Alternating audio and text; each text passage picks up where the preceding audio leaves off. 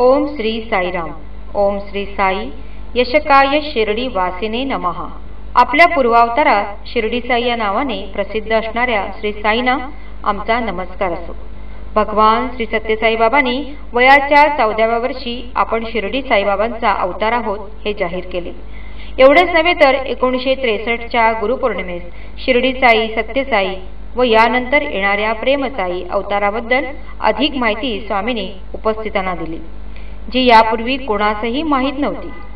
1940 साली आपण शिर्डी साईचा पुनरावतार आहोत हे सांगितल्यानंतर अनेक जण त्यांचे दर्शन घेण्यास येत असत.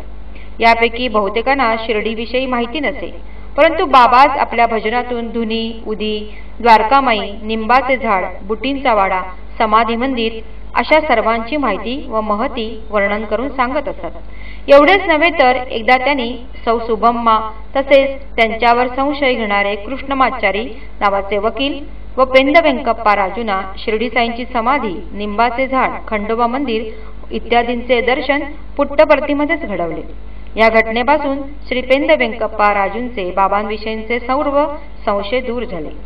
यानंतरही अनेक घटनांमधून आपण पूर्वावतारात शिर्डी साई या नावाने प्रसिद्ध होतो हे स्वामींनी दाखवून दिले आहे.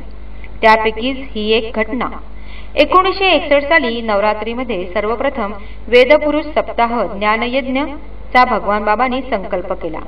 त्याप्रमाणे सर्व ब्रह्मवृंदाला बोलावून ब्रह्मश्री शिवराम बैरागी शास्त्री यांच्या नेतृत्वाखाली हा यज्ञ करण्याचे ठरवले. हा यज्ञ पूर्णपणे विधिवत व्हावा असा भगवानांचा कटाक्ष होता. म्हणून त्यांनी ब्रह्मश्री शिवराम बैरागी शास्त्रींना बोलावून सांगितले की यज्ञासाठी लागणाऱ्या सर्व सामग्रीची यादी तुम्ही माझ्याकडे आणून द्या, म्हणजे सर्व सामग्री तुम्हाला मिळू शकेल. त्याप्रमाणे आपल्या सहकाऱ्यांशी विचार विनिमय करून तयार केलेली यादी शास्त्रींनी भगवान बाबांकडे दिली व ती सर्व सामग्री तिथे आणण्यात आली. परंतु इतके होऊनही यज्ञ सुरू होण्यापूर्वी केवळ 5 मिनिटे आधी फार मोठी चूक झाल्याचे शास्त्रींच्या लक्षात आले.